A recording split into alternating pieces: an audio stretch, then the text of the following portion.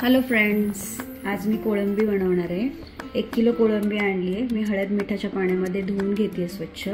पण त्याआधी आहे ना ह्याच्यामध्ये ग्रीन कलरचा धागा असतो, तो काढून घ्यायचा असतो। मी दाखवते कसं काढायचा। मी अगरबत्तीची काडी घेतली आहे, हे बघा, हा दिसतोय, हा काढून टाकायचा असतो। अजून एक दाखवते।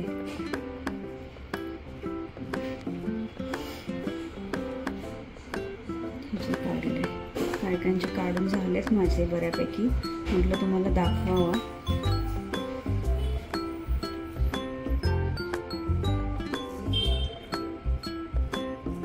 हे बघा, चला आपण मी सगळे साफ करून घेते स्वच्छ, हळद मिठाच्या पाण्याने 2 वेळा धुवून घेते आणि मग परत भेटूया।